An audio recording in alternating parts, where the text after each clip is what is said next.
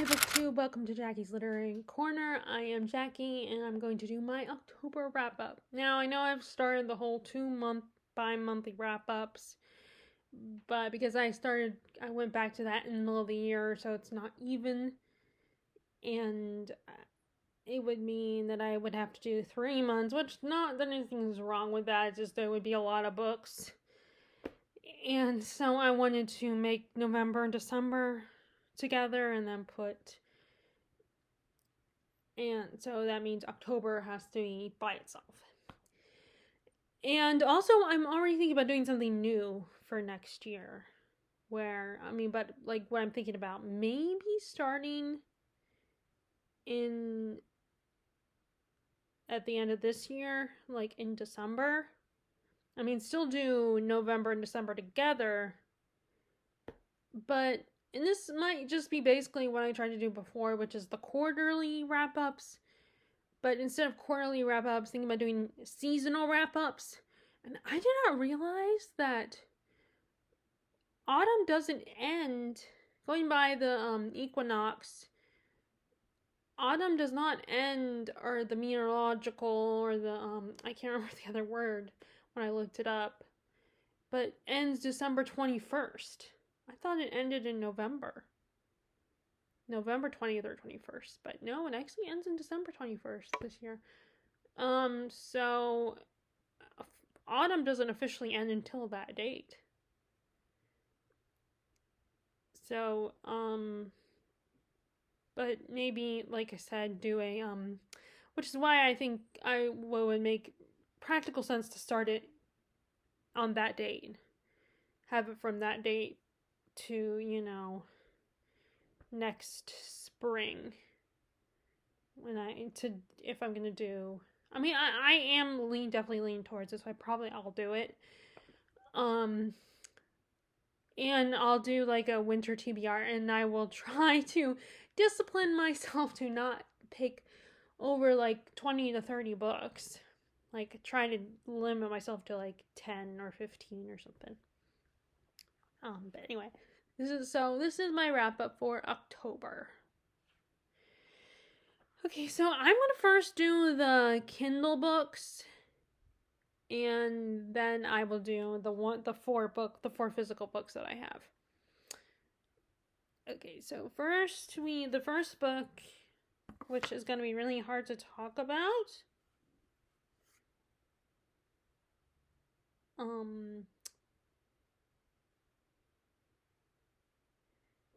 But I'm gonna wait. Okay, wait. Go back. Opening.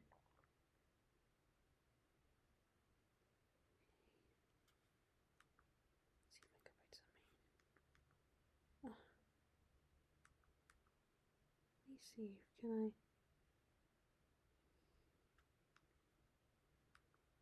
I'm trying to see if I can go back.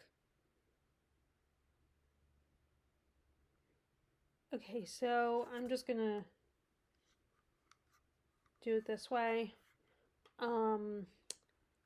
Was of Light and Darkness by Ryan Cahill. This is the second book in the series. And it's gonna be hard to talk about it because unless you've read the previous the novella The Fall and of Blood and Fire. What is it? I always get that mixed up with of Blood and Fire. Then I don't know if any of you have read this series yet. I hope you do because it's a really good series, and I'm always reading for indie authors. But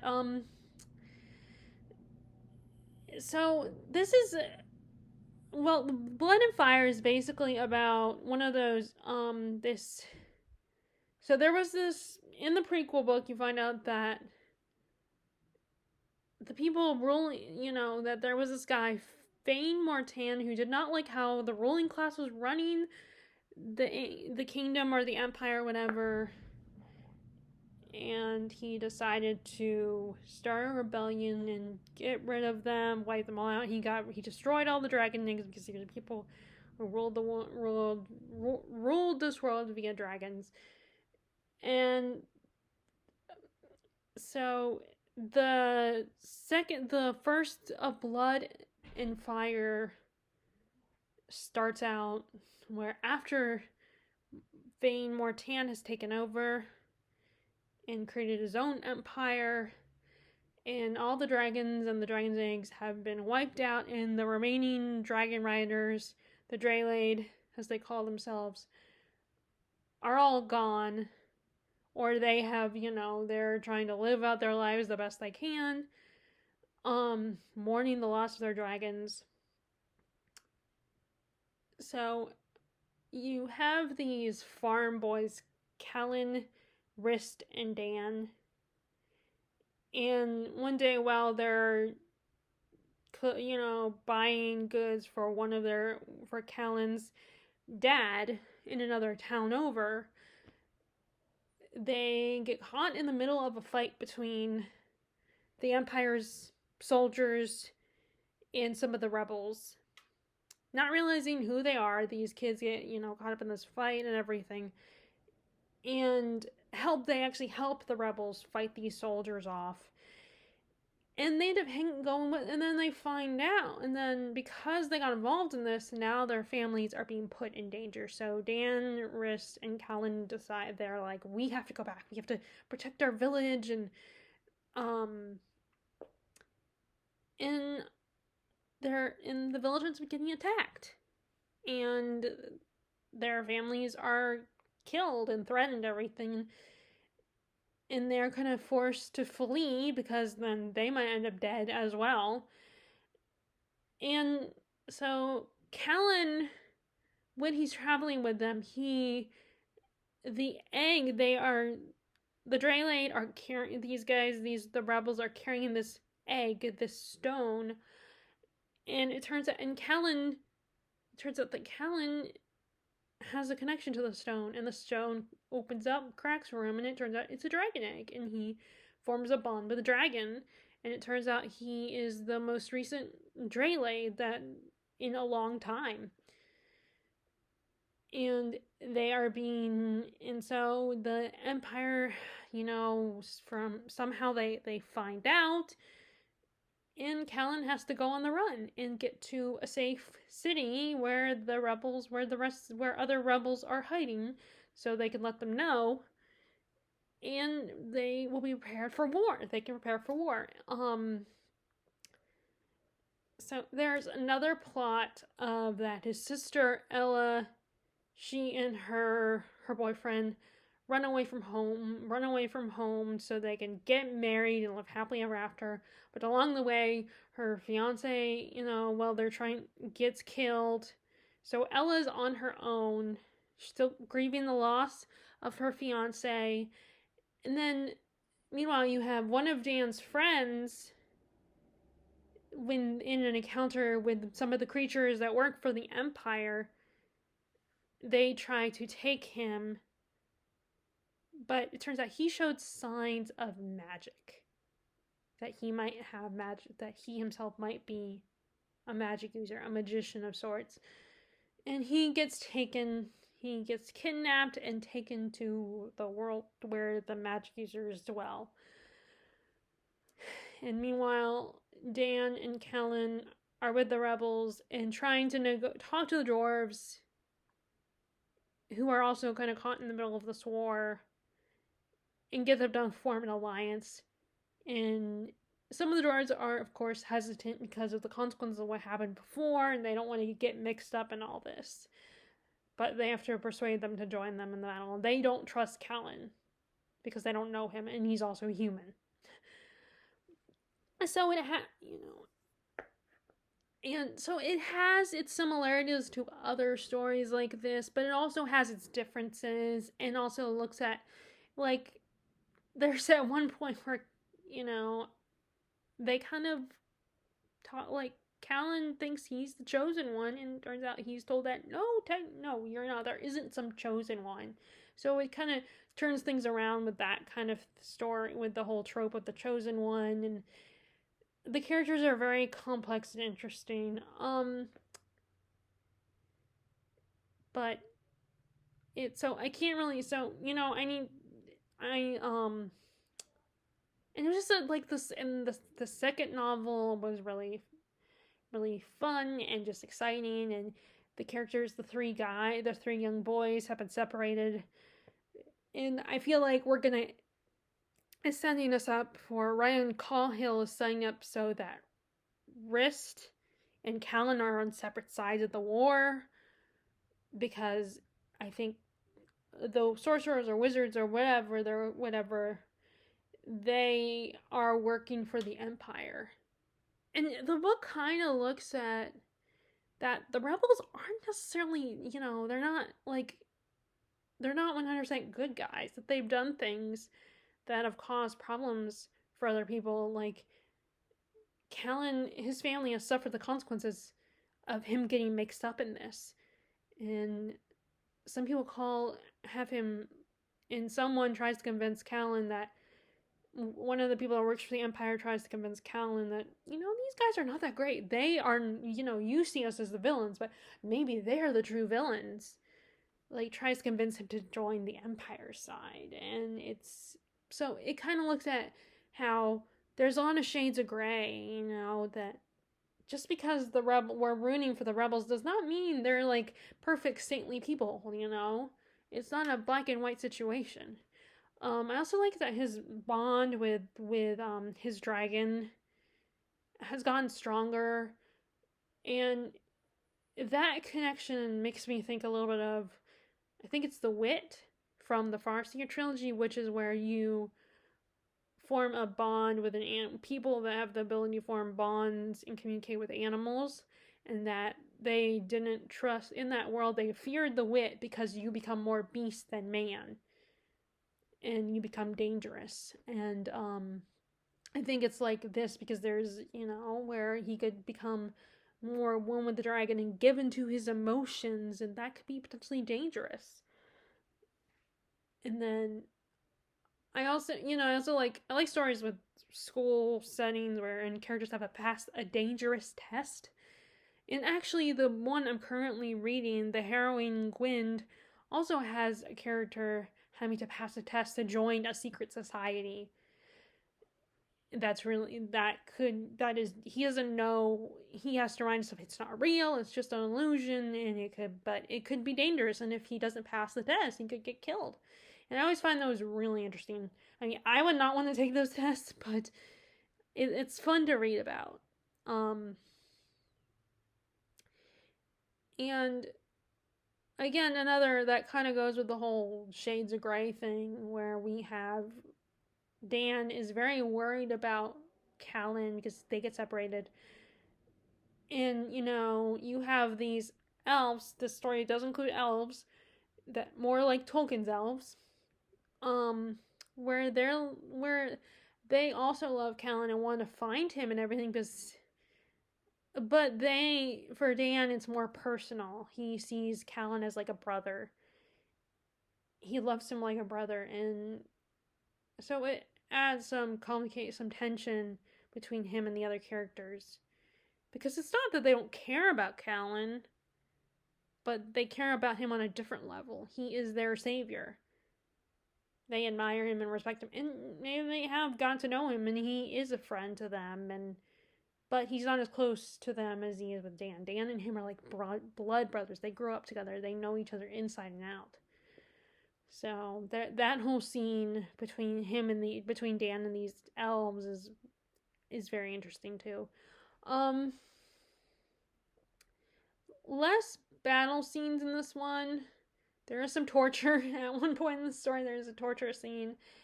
And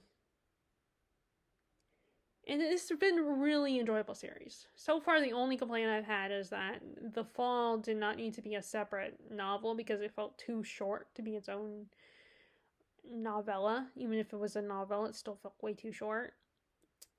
Like, it was more like a short story. But I feel happy because I'm trying to I can't think of any complaints really. Any criticisms. Like, I feel like I gotta come up with some kind of negative, but I can't. But yeah, I had a good time with them. Okay, and then the next book I read on my Kindle was so let's see, let me find it. And then the next book was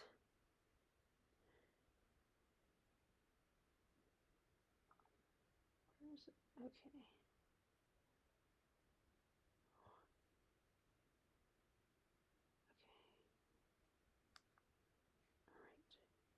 All right.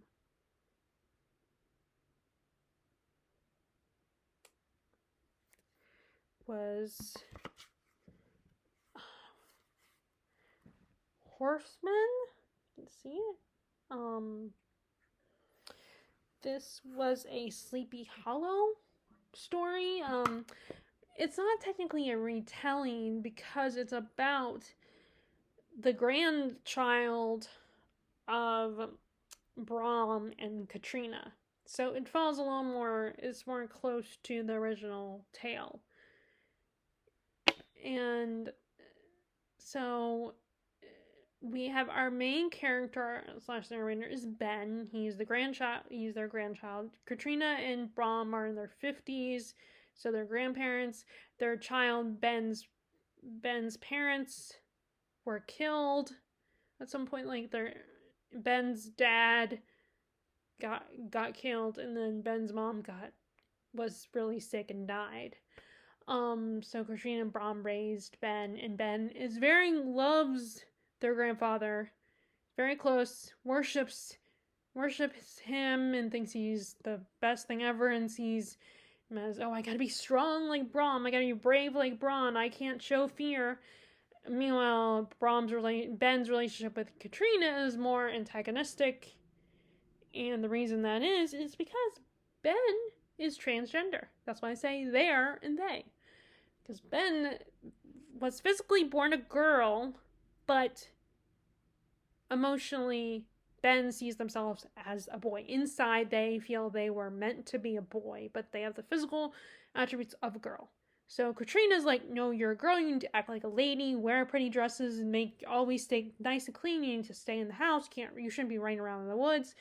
And that causes problems in the relationship. So the first part of the story is very focused. There are problems there. That is part of the conflict. Meanwhile, so back to the plot. So Ben and their friend are playing in the woods. They play a game called Sleepy Hollow Boys, which is they recreate the events of the tale of the Headless Horseman. And while they're playing that game, they witness that the town council, including Brom, have gone to the woods. They have discovered a body, and it turns out that it's the body of a boy that Ben knew. Ben didn't like this boy, but this boy was headless, had no feet or hands, and the council, over here, the council are debating what's going on. Like, maybe it is the Headless Horseman, but Brom is like, no, that's superstition. The Headless Horseman is not real. It's, of course, be another story. You know why Brom is saying that. And, but some people in some of the town councils, like, oh, it's those Native Americans, those savages, as they call them. And some people are thinking, oh, maybe it's someone in the community, because if it's not them and it's not, and the Headless Horseman is not real, then it must be someone in our community. And of course, people are like, oh, that's, Brom, and then it was like, no one in our community would be that evil and that wicked. So Ben is trying to figure out, is the Headless Horseman real? Or is there, because Ben also believes there's no way someone in our community would do this, and refuses to believe that the Native Americans would do it either. So the only logical lesson, maybe the Headless Horseman is real, but then, Brom has always said the Headless Horseman is not real. So Ben is trying to figure it out, what's going on. Meanwhile, another boy that had picked on Ben, and Ben and this boy got into a fight, also ends up dead. And turns out that when this boy's father is on the council and already takes issue with Ben and Brom and accuses Ben of being a witch and that Ben is the one that killed this boy. So Ben is trying to figure it all out, and they don't know who. And Ben learns from one of the oldest town members who's really weird and creepy that there might be some other creature in the woods, some other monster, and Ben has to say, okay, is the Headless Horseman real? Is there another creature killing these kids, or is the Headless Horseman doing it? And also there's an idea of, is the Headless Horseman a threat to me? Or maybe they're an ally, like maybe they're a friend. And Ben also figure, and meanwhile, their relationship with Katrina and Brom is very confusing, and like Ben doesn't know if they can trust them, and what happened in their version of the past and everything. And so first, what I liked about this one was that they kept the supernatural elements. I like that. I like that it wasn't. It turns out that there were, that there were ghosts and stuff like that, and they didn't all of a sudden say, "Oh no, it wasn't real. It's not like it was just psychological, someone in someone's head, and it's really a human that's doing this." And like, I like that it still had supernatural elements to the story. I also like that we saw that Katrina and Brom had more personality in this story. Like, we see that Brom has matured because, of course, he has more responsibilities, not just Katrina, but he had his own son to take care of and be a father to and set a good example. I mean, he's still very cocky and arrogant and, thinks he's above everybody else. But he also is a loving father and grandfather, and also is grieving the loss of his child. And you kind of see how he projects this child, his son, onto Ben, and is perfectly happy with the fact that Ben sees himself as a boy and treats Ben like a boy, while Katrina is like, no, you're a girl. So they butt heads with that. And also Katrina knows that Brom is projecting his love for his son onto Ben, and that's not good. That's not healthy. And that she doesn't want Brom to encourage Ben in these dangerous behaviors and these reckless, acts. And I also I have mixed feelings about the whole part of the story that's the conflict between Katrina and Ben. I have very mixed feelings because, other people have said that this is possible, that someone could be a transgender in this small community. But I don't know for sure, and I haven't done the research or anything. I'm just going by I haven't taken the time to research. So on the one hand, it does add some, it does give some interesting conflict in the beginning of the story, because this is divvied up to 3 parts. And it does challenge their relationship, and I can kind of understand Katrina's being stubbornly refusing to believe that Ben is boy. And it's not just about, I can't accept, that doesn't make any sense that my child sees themselves as a boy when they're obviously a girl. It's not one of those someone can't, is narrow-minded. It's more, maybe that is a little bit part of it, but I think it's also that Katrina admits that, she had a son who she did love very, very much and was very happy, but then her son gets killed. And then she can, and she, of course, as a woman, has always wanted a girl to dress up and, talk and teach her things, things that like singing and playing an instrument, all the activities that girls do, that is acceptable girl behavior. And she wanted a girl to relate to and to love and take care of, and, and then even though physically, I think that Ben was physically born a girl, she feels, or they feel they are a boy. So I think it's disappointing for her and frustrating for her. So, and I think I think, sadly, I think it is realistic that mothers want daughters. I mean, they love their sons very much. I mean, my sister loves her boys. She loves her boys very much and will do anything for them and protect them and loves to, But yeah, there's a part of her that was looked forward to having a girl, and she does have a girl later. I mean, I have a niece, Charlotte. Um, and I think that's a lot of women when they become mothers. They want they, as much as they love their boys, if they have sons, part of them would like to have a daughter.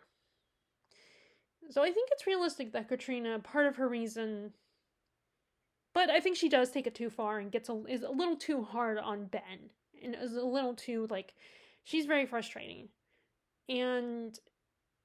but also Ben I feel the same way where I'm like, I kind of understand Ben's frustration and determination to be like, no, I am a boy. Stop thinking he has a girl and being frustrated that, because deep down Ben knows they are a boy, but everyone just sees them as a girl. I imagine it's hurtful and frustrating, and, and also Ben is a teenager.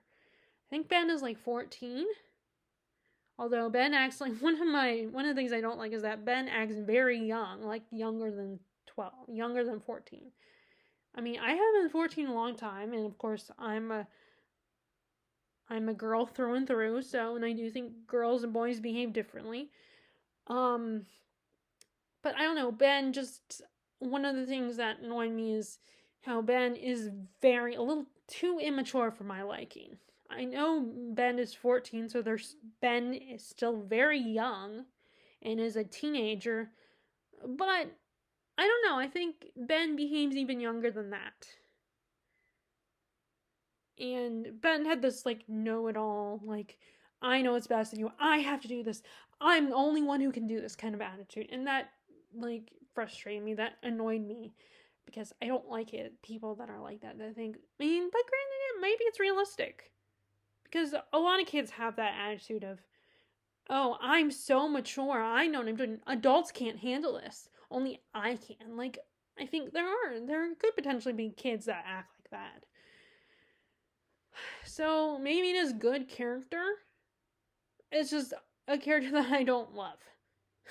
That is kind of annoying. But I do, but at the same time, I understand Ben's frustration. But Ben does take it too far as well. He accuses Katrina of being a witch. She's that kind of, when a kid is so bratty that they're like, oh, you're mean, and you're just say the worst possible thing they could say. And Ben almost runs away, but then later in that scene, the father of the other boy that gets killed shows up accusing Ben, and Ben is in Katrina, because this is her grandchild. She loves her grandchild. So she immediately is on the defense, playing Mama Bear, or Grandmama Bear, and is like, excuse me? No, you are not going to accuse my child. And Ben comes in right in that moment, and Ben realizes, oh, wait, Katrina loves me and cares about me, and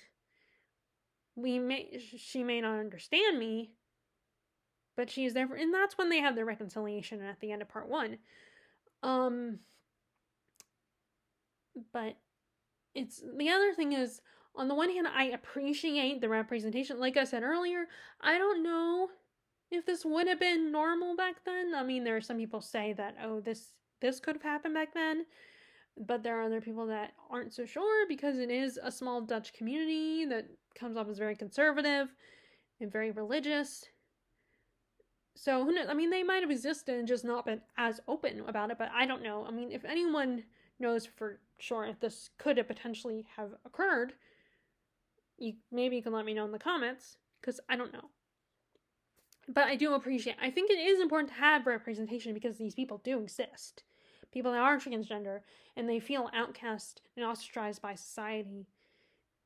And it is a very messy situation we got going on right now, but we're not talking about that. It's just,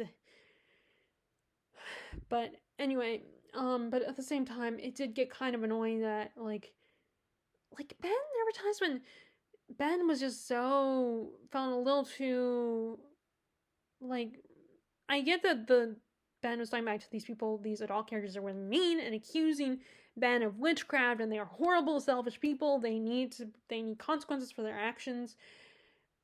But sometimes it's like Ben felt like Ben was crossing a line and being like should have toned down, and maybe that was the point of the character, but it felt a little too modern to me. Like, granted, Ben, like I said, Ben sees themselves as a boy, and a boy would probably be more brash and more willing to, and more feisty and more like getting up, while girls would be a little more shy about it, a little more demure and reserved. So maybe that was the point, is that Ben is a boy, even though like physically they are a girl. They feel they are a boy in their minds and their souls and hearts and souls. They are a boy. I wouldn't explain that right. I'm trying not to sound offensive. Is it? But I mean, I don't entirely understand how the transgender thing works. How people. But anyway, but just and then I got at the constantly, like, I understand Ben, like I said, I do get the frustration that Ben feels, but at the same time, it was like, we get it. You feel you're a boy, and you're tired of people, and you are frustrated and pissed off that everyone keeps seeing you as like, accuses you like you're a girl. But after, it's like, it was taken away from the main conflict, which is that, is the Horseman out there killing people, or maybe the Horseman isn't the threat, and there's another threat out there killing these kids. But it did connect to the conflict in Ben's personal life, their personal relationship with Katrina. So I don't know. I didn't love it, but I don't know. Maybe I'm being unfair to it, but I personally got annoyed at times with that. So really, that was my biggest, is that, and then also the constantly, like, we got the message that Ben worshipped Brom and thought he was the best thing ever, and it just really, it was like, okay, we get it. Bronn is this hero, this great guy, and and I kind of got tired of it. It's like, very annoyed by this constantly Ben being like, oh, I have to be brave like Bronn. I can't show fear because Bronn wouldn't do that. Brom would not, and like, Brom says it's not real, so it's not real. And the constantly mentioning of Brom, and the only time that Brom got taken down a peg was because when Ben saw that Brom maybe was into that Brom might not be the hero, the savior. Like, he might not be right all the time. And so it was, but it just got kind of annoying, and I felt so bad for Katrina that no matter what she did, she always seemed like the bad guy. And I feel like no one likes being seen as the bad guy, and she just wanted to love her grandchild and protect her grandchild. And Katrina also knew how people could treat people that were different. That even if she didn't accept that her grandchild saw themselves a boy, it's like she knows how cruel the world can be to people that are different.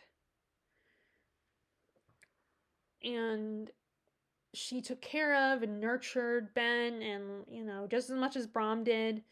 And we're always just kind of like, he got away with being the fun parent, the one who was very loving and accepting. He would want to let Brom do whatever he wants. Let Ben do whatever he wants. And I can understand her irritation about that. It's like, I am the protector. I'm the one who provides food for you. I am trying to protect you, and all you can do is shout praise about my husband, how great he is. And it was hurtful. Like I said, Ben took it too far at one point and called Katrina a witch.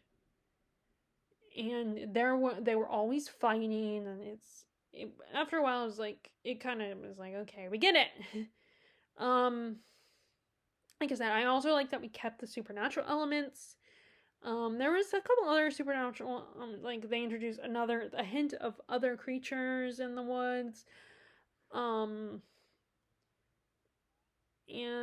I liked Ben's friend. I would be on their side. I liked the antagonist was really creepy and fun to, and yeah, so it's, yeah, I didn't downright hate it, but there were a lot of things that I had issue with in the story. And then the last one I read on my Kindle was Pen Pal by Dathan Albrecht. And this originally, I think, was a creepypasta or something, or like some short stories online or whatever. And then they eventually turned it into a novel. So you have this little boy who he's as an adult, where he's telling us the story as an adult, and he's asking his mom about these memories that are very confusing to him. Now that he's adult, she's finally telling him what they all really mean, what happened in those memories that he doesn't understand. So we're getting told all these flashbacks of when he was a little kid, his relationship with his best friend, when he was in school, and how weird things would happen around him. Weird, unsettling things. People would suffer the consequences of all these things happening around him.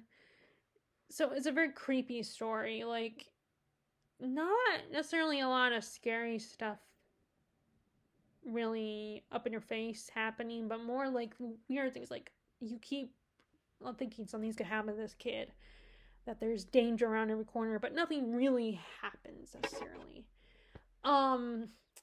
It is told out of order. So each chapter focuses on a different, has the first chapter kind of focuses on when he first gets to school and how they were doing a project where they wrote letters to people and they attach it to and take a picture of themselves, take a picture, and then they would send it, attach it to a balloon and send it to someone out in the world, and someone would write back. And which, by the way, I thought that was a little is that possible? Is that even safe? How do you know it's going to get to a person? Even a little kid, for that matter. And what if it gets to an adult and they're really creepy, like they're a pervert or something? I feel like you can't, which is funny because, so I thought that was kind of weird. I mean, I remember doing pen pals in elementary school, but we didn't do that. We actually mailed them, put the letters in a mailbox and mailed them to people, or at least I assume that the teachers did.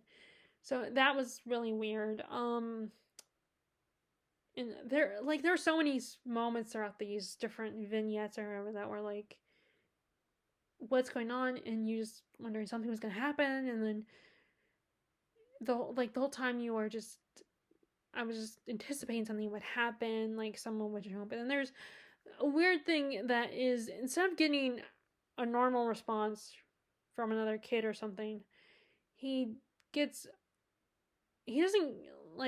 gets a picture, a really weird picture sent back to him. They don't even write a letter to him. And that becomes kind of a running theme throughout, that he keeps getting these random pictures that aren't 100% clear, but it's just it's a very weird story, very unsettling story, and I think parents might potentially be uncomfortable with this because it would make them nervous and scared, because it's, like I said, you kept wondering what something's going to happen to this kid, and wondering about their relationship with these other people and in their life, and it does deal with some really sad things too, not just, the possibility of this kid being in danger, but other things going on, as well, other things that other people experience, other struggles that people go through. Like I said, it was a little bit confusing because it was told out of order, so there's this whole thing about this, that they see a raft in the woods, but then, it's an abandoned raft, but then later you get the story of how they got the raft. And you have to, think back and you kind of have to like put it together, like pay attention and realize, oh wait, this had to happen before.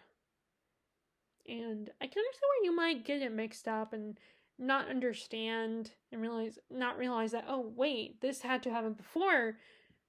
Like putting them in order would, I think you would have to think about it. So I think you do need to pay attention when you're reading this.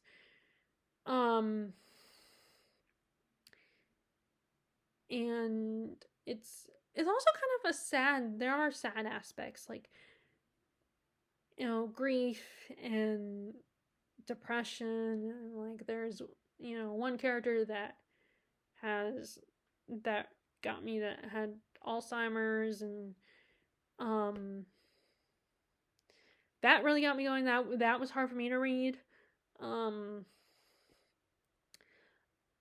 Also, it kind of, you know, I like how it kind of deal with growing up a kid and running around the woods and without adult supervision. I mean, there were actually some reviewers that were like, oh, that's not realistic.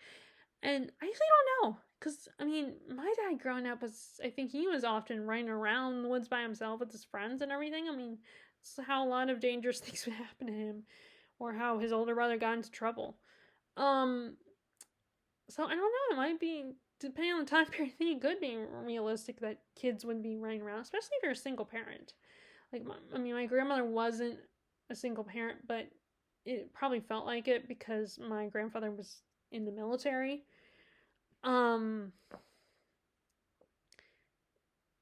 But so I don't know. I mean, I think it would depend on the time period. But I like, you see the relationship between, you know, our narrator and his friend, and them growing up and bonding and everything, and then them end up going their separate ways over time, and the consequences of that. And it really deals with just growing up and the struggles of that. And then meanwhile, these dark things are happening around this kid. So it was an interesting book. Definitely, maybe more of a September read. Like, it didn't have heavy October themes. Like, even though it had scariness to it, I think it's more of a September book, where it's like early autumn read, where it's kind of scary, kind of intense, a little scary, but not terrifying. Although it might be terrifying for parents. Especially because, you know, these pictures keep showing up in this kid's life. That's creepy. That's weird. And but yeah, so I don't like, I definitely like this better than The Horseman as far as horror goes, but it's not straight up horror. It's more suspenseful and unsettling kind of story. It's also a quick read. Like, as in, it's short. It's not super long, but it is kind of slow. Okay, so that's all the books I read on my Kindle. Now we're on to my physical books. Okay. So first we have, after I read Of Light and Darkness, I finally read Babel. Because I was reminded that I had always wanted to read this in the autumn, and I was reminded that her latest book, Catabasis, I don't know which one it is, but that one is coming out. I do want to read that one. And this is the only one of hers that I hadn't read, because I read the whole Poppy War trilogy, and I listened to Yellowface. I really liked it. And by the way, I think Yellowface is better on audiobook. I mean, I didn't physically read it, but I think it might be a good idea to listen to an audiobook, because I know a lot of people have complained about how it feels a little repetitive, especially because, you know, social media is involved in that story. And I think maybe listening to an audiobook might help. I mean, I could be wrong. That's just in my opinion. But anyway, so Babel is set in the 1800s, and so we have our main character, who we don't know his birth name. He's a Chinese boy from Canton. He lives in Canton. And when he was, I think he's 6 in the beginning of the book, his whole family gets wiped out by cholera. So it's just him. And then this mysterious professor, Professor Richard Lovell, shows up and offers to take him back with England. And it turns out that Professor Lovell has a connection with this kid, and that he had someone take care of this kid and make sure this kid had the right books to educate him and learn English. So he could communicate with the professor, and he does, because the professor finds out that he has no one left here. He could die of cholera still. He agrees to go with the professor, changes his name to Robin Swift, because his Chinese name just would not be acceptable in English-speaking society. And the Professor Lovell gets him the education, gives him access to more books. He has a really cushy life. He lives in this nice house. The only thing is the professor does not want Robin to see him as a father figure. And he prepares Robin to go to Oxford, particularly Babel, which is the translation school at Oxford. And he works incredibly hard, and eventually he gets there. And when he gets there, he meets these 3 other kids. Rami, who is this young boy from Calcutta who had a similar experience to him. I'm just going to call her Victoria because I still don't know how I'm supposed to say her name because it's not spelled like that, but that might be the French spelling because she is from Creole, but she lives in France. And then we meet Letitia, Letty, who is English girl and a white girl, and but her brother was the one who was supposed to go to Oxford, but her brother screwed that up. He ended up dead. And so her father reluctantly let her go because he saw how she worked hard and she's very smart. And they're not entirely accepted by their peers, but they received a lot of privileges as the students from Babel, and they form a bond and they become very close. And it kind of is their reprieve from all the other kids who don't see them as equals because they are foreign students, and 2 of them are girls. And Robin loves it here. He loves the learning and the study and he learns about the madness that Babel's known for. Their main source of income is these silver bars that you take the English word, mix it with a word from another country, put them together, and that silver bar creates an action. Like the words have to be similar to each other. They have to kind of mean the same thing for it to work.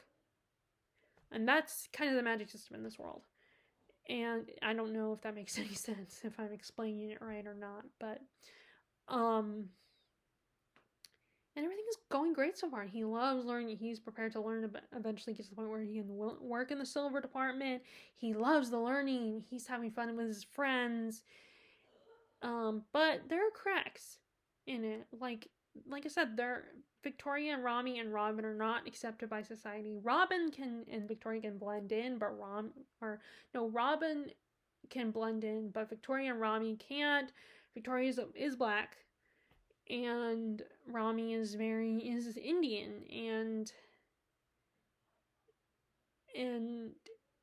Robin is very much, I just want to, put my head down, do my work, play it safe. He's very cautious. Meanwhile, Rami is very ready to, if someone provokes him, if someone is rude to him, he's gonna punch in the face. He has a little bit of a temper. And Victoria is kind of more like Robin in the sense that she wants to stay out of things and not get involved and just, And it turns out there's another boy at this college that looks exactly like Robin, and that he used to go to Babel, but he failed at the translation but he failed out because he was taken from China before he could learn his own language, before his birth language, before he could actually speak Chinese. And then he ends up discovering, and this other boy had discovered this group of other students that were that also got kicked out of Babel, and that they've started to realize that Babel is not that great, that they have an agenda, that they want to become an empire and take over the whole world, and they almost want to erase your identity if you're a foreigner. They want you to learn your language, but they want you to consider England your home. And this secret society wants to take Babel down from the inside out. And this other boy sees that Robin might be one of them, has potential to be one of them. But Robin is not so sure because there are a lot of it becomes dangerous for him. I am so happy that I finally read this. This was so good. I love how it explores colonialism and languages. And just, you get this dark academia type story, but also you get the privileged experience of being at this school. Imagine you seeing yourself at the school, the fun of the academia part, but also the darkness. That is really both having those combined is really fun and intriguing and entertaining. And I like how it offers discussions of, like I said, colonialism and how messy it is and how it's at the expense of these other people from different countries who didn't do anything wrong. And like, you have this English speaking country that thinks they're superior, that they have this superiority complex, and they think they're better because they have the education, they can speak, they have the language, and they have the tools, and they're advanced, so they think these other countries are just savages. They're beneath us, and it's up to us to teach them, to educate them. And they're like, Professor Lovell's very condescending towards Robin, and it's very cool. And then you have Letty, who she experiences her own prejudice as a girl at this time where, a girl shouldn't be here, but at the same time she's still part of the society because she is white, she is English, she is still accepted, and she can't wrap her head around why these other her friends just can't be content and why they're not as established. She doesn't get it. And so they have a very complicated relationship. There's a love between these four, but they all have these conflicting feelings, or at least three of them have these conflicting feelings about being at Babel. And the one, Letty doesn't get that. Doesn't get why they feel like, why she is like, why can't you guys see this is your home now? How could you not see this as your home? How can you not appreciate it? Because for her experience is, I get to go to Babel and prove myself that I'm taken seriously, even though she's not entirely taken seriously. The fact that she goes there, she really appreciates. The others don't. They cannot appreciate it because of how they'll never be accepted by Babel. So it explores a lot of that in the story. Also, you have Robin's relationship with these other people. That is very interesting, very complicated, very messy. And like I said in my character discussion video, that it's interesting that both the professor and this other young man are not that different. They're just on opposite ends of the spectrum of this whole issue, this whole conflict. But they're very similar in their approaches and how they feel, how passionate they are, and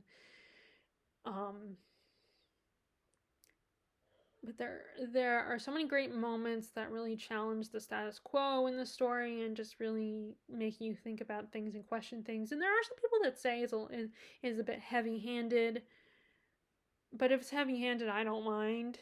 I enjoy it. And it was just so good and so much fun. Like I said, so far I loved every one of her work, so I think I will probably enjoy Catabasis. even though I've heard some mixed feelings about it, like I said, again, I loved all of her work, so I'll probably love that one too. Yeah, this was so good, and it also kind of like has a very cozy feel to it. Like, I mean, it's not a cozy story, but the academic, I always feel when I read academic stories, that gives me cozy vibes because of the academia and being in a classroom and, you know, um, but anyway, I had a good time with this. I had fun with it. It's a very dark story, very intense, but definitely worth the read. Okay, and then next after that, I read Listen to Your Sister by Nina Veal. This is actually a debut. And my first thought, as I'm reading it, and it sets up the relationship between these characters in the story, I was thinking about Shameless. It's very similar what our main characters, the family dynamics of our main characters in the story is very similar to Shameless's dynamics. So you have our main character, our sister character, Calla Williams. Their dad sold drugs and he ends up dying, and then their mom has abandoned them. So Callie has become the parental figure to her youngest brother, um, Jamie, who is 16 at the beginning of this book, and he's kind of been selling drugs on campus at his school. And so Cal is really struggling to try and help him get his act together and get him in school and everything. And while she has another younger brother who is an adult named Dre. And Dre has his own place. Even though he promised to help Calla take care of Jamie, he's kind of living his own life. He doesn't want the responsibility. And Calla is getting really frustrated with Jamie and feels abandoned. Like I said, she feels abandoned by Dre. Meanwhile, Jamie gets involved in some protests, which I think this was during the time of I think this was during when Black Lives Matter movement was really big. And during a protest, when Jamie's looking at, being the person at the vehicle, something happens. The police show up and Jamie's forced to flee along with the other kids that are involved. In which almost gets him potentially could get him in juvenile detention. And Dre also has a weird encounter. Both of them end up having this weird encounter with these, and Dre also finds himself in trouble and finds himself that he could potentially get in trouble with the cops. So they all end up at their sister's place, and they're trying to come up with a plan because they don't want to drag their sister into their mess. But Cal, of course, she's like, I'm responsible for these kids. They are like my babies, And so they end up going on the run, end up at a cabin in the middle of the woods. It's like a cabin out of a horror movie, like out of the cabin in the woods type. And they try to make the best of the situation, but a fight breaks out between them.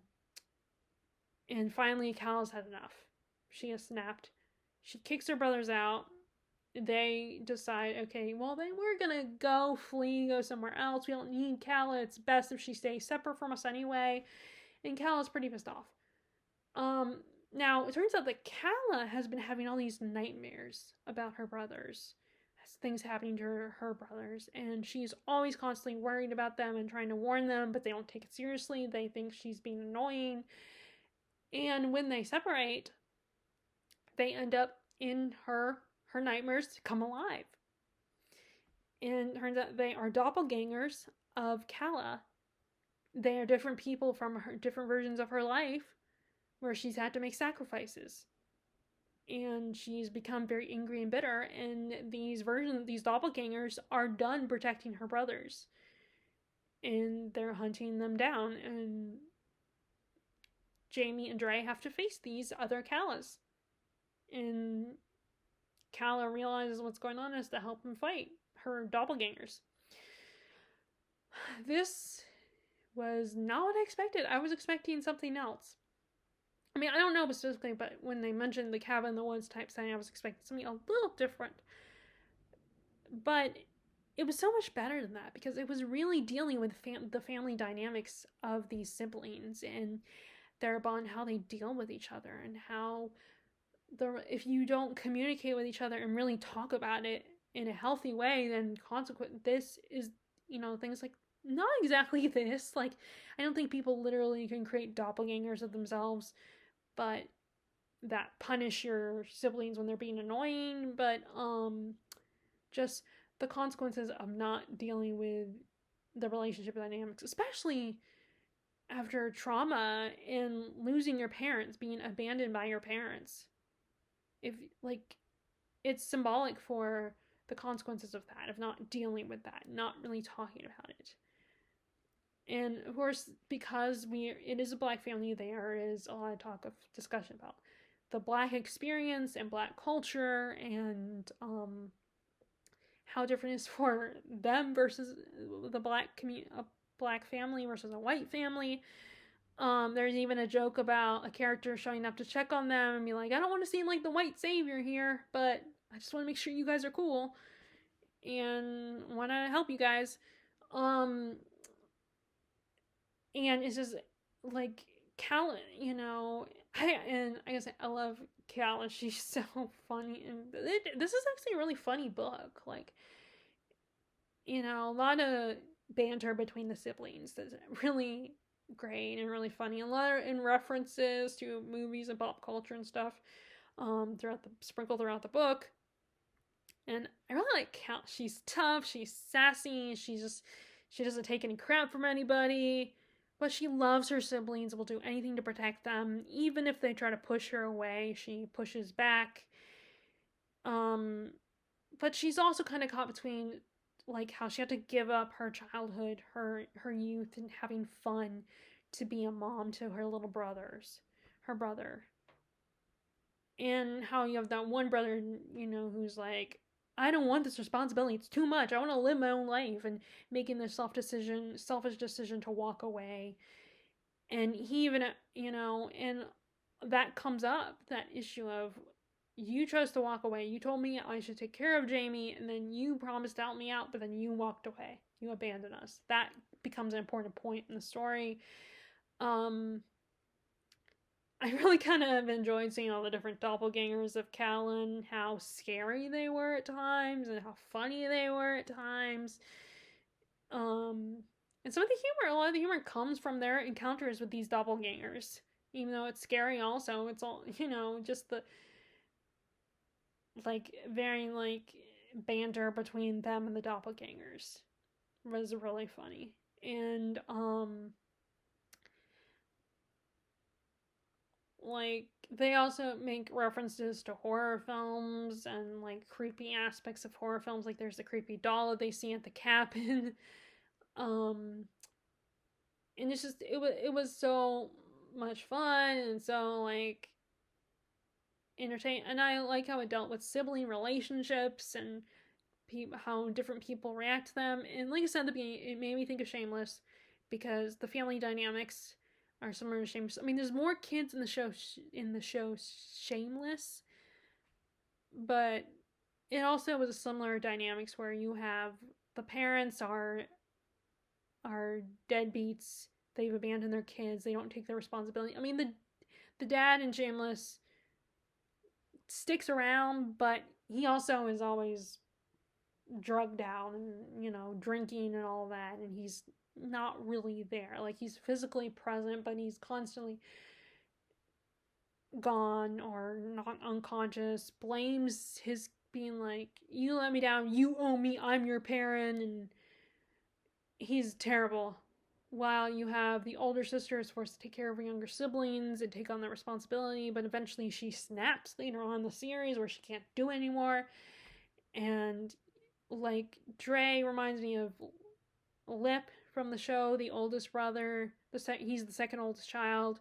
His attitude, where he's very smart, but he's also, very, like, has a bad attitude and is, like, very carefree. He's like, it's not my responsibility. And then Jamie kind of reminds me of Carl. That whole I'm tough, I take care of myself. The only difference is that Jamie's actually black. And he actually, he's not playing pretend. This is his life living out on the streets. Like, I mean, even though he has the ability to live a decent life, he still chooses to sell drugs and live out. But also, he is black, and there is of course brought up the whole like the police automatically assuming if they find a black kid, then they must be guilty of something, of the crime. Um, there's a lot of that. There is that explored as well, and it's just there's a lot of good things. Like I do like horror when they do that, when they explore mix supernatural with real life issues, using the supernatural as a metaphor for real life issues that are going on in this world. Um, yeah, this was really fun, very intense, scary, but not like a different kind of scary. Um, but yeah, this was really good. I enjoyed this. It's great, for spooky season. And then we have the next book that I read was not as I again had mixed feelings, and that is Horror Movie by Paul Tremblay. This is my second Paul Tremblay book, and this one was, I don't know how I feel about this book. It was very weird. So we have two timelines. We have the 90s timeline, and then we have the present day timeline, which is, I'm guessing, is the early 2000s, is in the 2000s. And back in the 90s, so a group of young, film students, I'm guessing they're college age, they decide to make a horror film.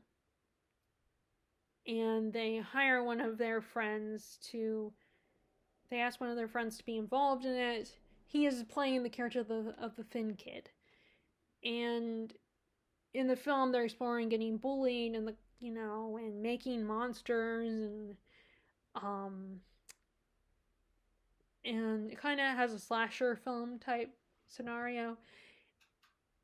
And so while they were filming, a bunch of accidents happen, and then someone gets killed on set. And then after, a lot of other people that worked on the film died at some point. But to the woman who was the director ends up getting, I think, cancer or something. And so the only person left from the original film is the actor who played the thin kid. He is also our narrator.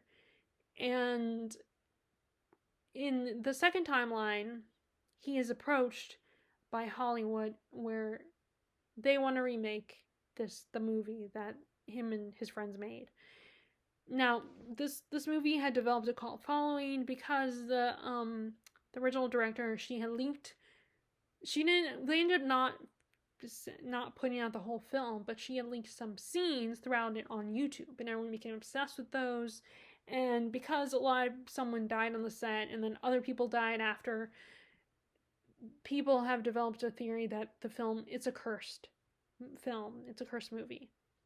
So it became an underground sensation and became very popular. So Hollywood wants to bring it back, and they want the actor to play the thin kid to get involved.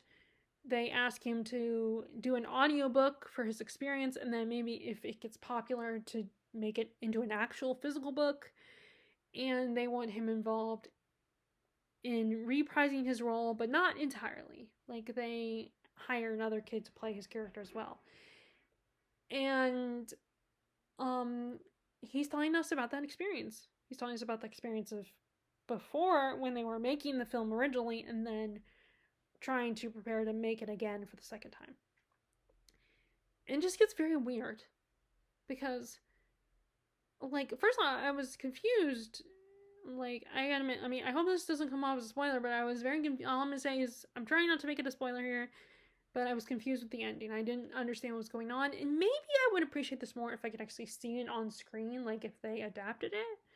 They already adapted his other, Paul Tremblay's Cabin at the End of the World, or, yeah, I think that's, they did adapt that one, so maybe they could, if but it was very, especially because people are very nostalgic right now, and it's a way to capitalize on nostalgia without basically redoing things that were already popular to begin with.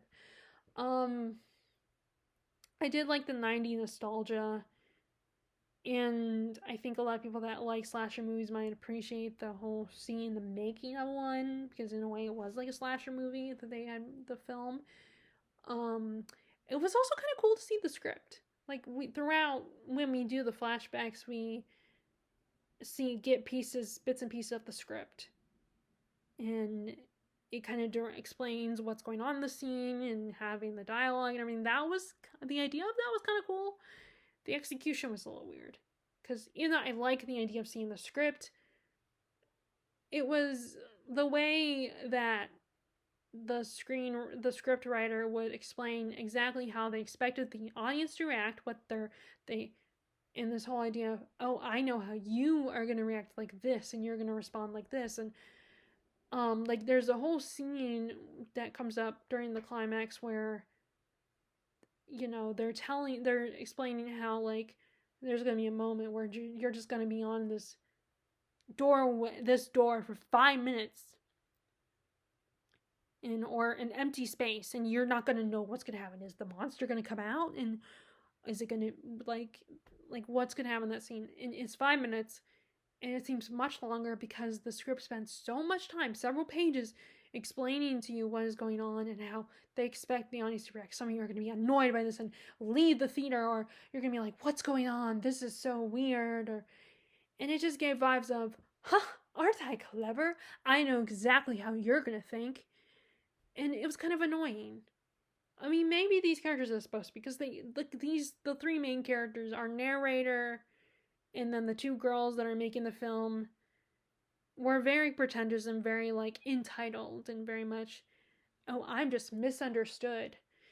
And both of them, of course, had their issues. Like, one of them was suicidal. And she, like, at times she would test fate. And she would put herself in, like, predicaments where, like, she wouldn't grab the railing of stairs and think, in case I fall, like, I don't want to actually do anything, but if I do, I'm not going to stop myself, kind of attitude. She was very, like, I almost pitied her. It was like that her life sucks so much that she's daring death, basically. She's daring fate.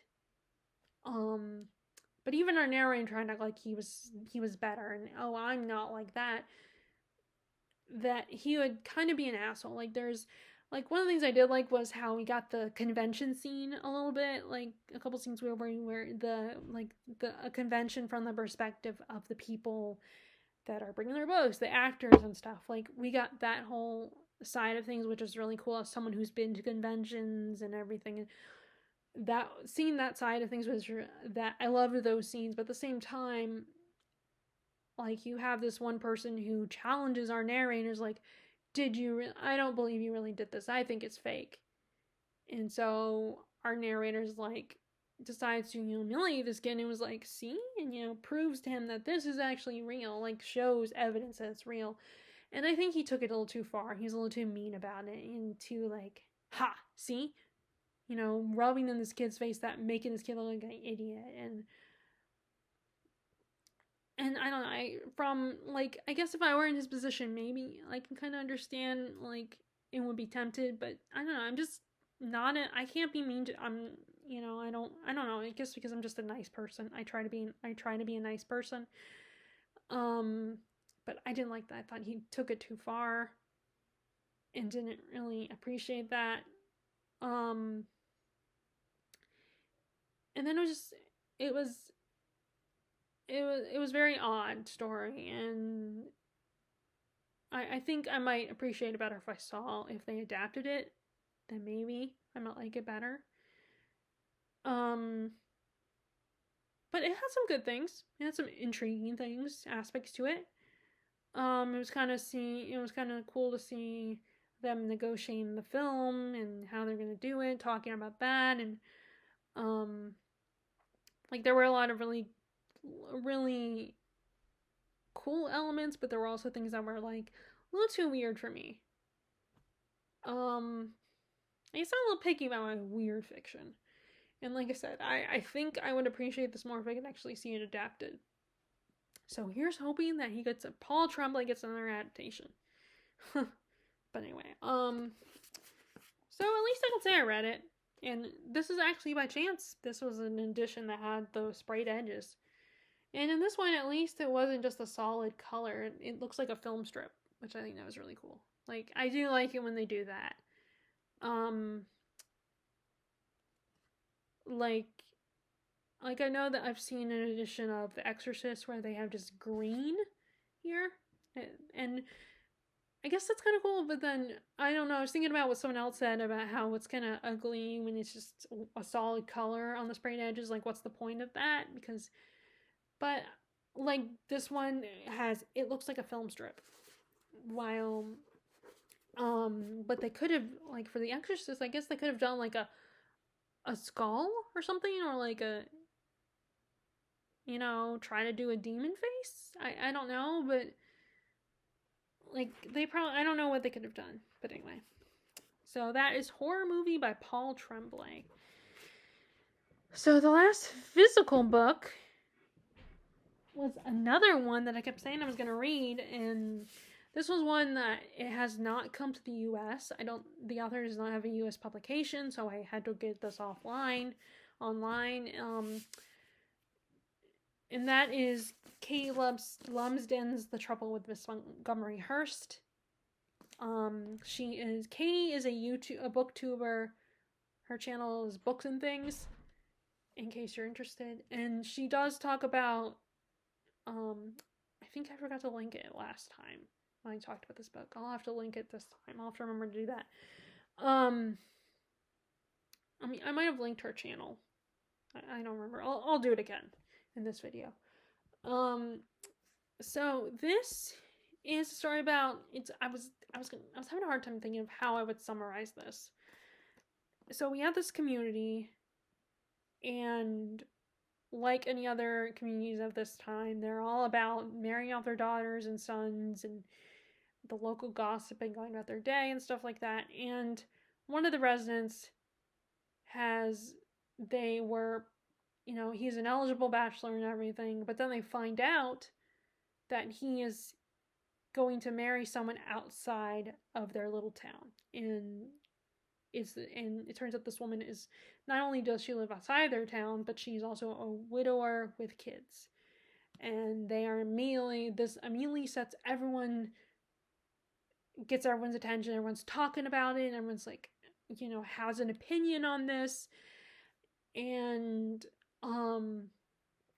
when this couple comes back, everyone gets to know them, know every little detail about them, and is obsessed with them. And of course, this couple, the Hearst, just want to live a quiet life and just want to blend in and be part of the community and be accepted, but they're not. And that's one of the plots, while the other plots are one of the people that they were trying to, the town brewer was trying to get his daughter to marry Mr. Montgomery Hearst, but she was not interested. In fact, she is in love with her best friend, this other young woman, and I think her dad is a merchant of some kind or something. But of course, this is the, I think, Regency period, and they are not, so they have to keep their relationship secret because no one will accept it. And also, there's the class system where the one girl, the brewer's daughter, she's a little better off as far as class goes. She's a little more accepted, and the other girl is very much not as, she's even lower down the totem pole of the class system. And then you have the brewer's son, who is in love with this one girl who just came out in society, and is friends with her brother, who's an ass. And the brother warns Frederick Ashpoint, Ashpoint is the brewer, Mr. Ashpoint's son, that, oh, you don't even think about looking at my sister. They'll never, my sister is above you. You are beneath my sister, so you shouldn't marry her. Don't even think about asking. And then you have one more girl, Felicia Elton. It's been a while, so I'm trying to remember the names of these characters. So Felicia Elton, she's being pressured to marry. Her mom wants her to marry this one lord, but he is not accepted. The father is like, he doesn't have the money because their family is kind of struggling financially, and she should not marry him. And meanwhile, he wants her to marry this other young man who has a title, but he's also a bastard, as in, like, not bastard as in an asshole, but bastard as in a literal bastard child. Or at least that's what the rumors say about him. And the mom, and Miss Elton, Felicia's mom, does not approve of this guy because she doesn't want that reputation to taint their family. But also there's a hint of a little bit of a romance between, or there's feelings between her and her piano teacher. So this was really good. It's very, if you're a fan of Jane Austen, and she even says in the blurb that it's very Jane Austen-esque. There's not a lot going on, but it's not action-packed or anything, but it's just this town and going about their lives and gossiping and worrying about who the young people are going to marry and the struggles of that. And then you have a character, one of our Amelia Ashpoint, she's gay and she wants to be with her girlfriend and wants to marry her, but she knows that she can't because society won't accept it and will judge her and think something's wrong with them, and they might have to live outside of their town, and they will never be, fit in anymore if they reveal themselves as gay. And there's the whole issue of classism, and her brother is in love with, the brother's name is not Frederick. Frederick is another character, I think. But Amelia's brother wants to marry this other woman, but she's considered above him in society. And just this discussion of class and who's worthy of who, and this pressure on girls to marry the wealthiest, most good-looking, has the right status in society. Very much exploring that and just that struggle. And it's just the old generation versus the new generation, and also exploring gossip and how that whole all the gossip and the grapevine, and everyone wanting to have an opinion. And it's like looking at people can't help, people love gossip even today. It's it's just a very, it's another story that Bridgerton comes to mind as well, which I think because of the same time period and what's going on, and there's no Lady Whistledown, and it's not as dramatic necessarily. It has as Bridgerton, at least not, but it still has a lot of drama and just Mean Girls. And there's certain characters that I just downright hated in this book. Like, I didn't mind Felicia. In fact, I felt sorry for Felicia, but oh my god, her mother, I could not stand that bitch. Her mom was so mean.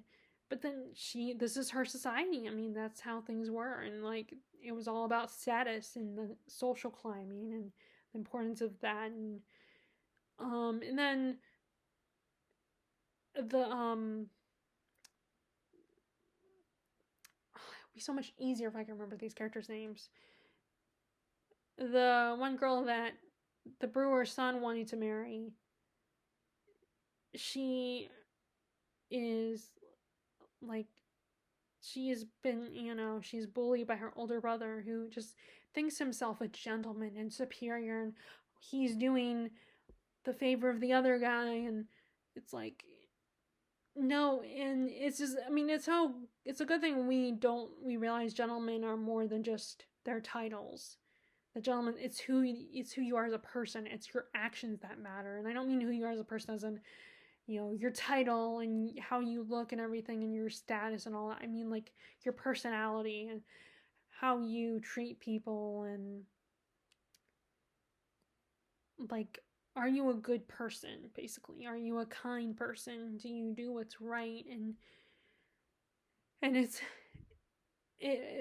a good thing we now see that. Like, in this time period, just being a gentleman meant you were wealthy and you were good looking and you had you were surrounded by the right people, and it wasn't about your behaviors, it wasn't about your actions, it was about your status in life. But yeah, I had so much fun with I had so much fun with the story. Like I said, if you like Jane Austen, I think you'll enjoy this. And like I said, I will share the link, if I remember, of Katie's video where she talks about this.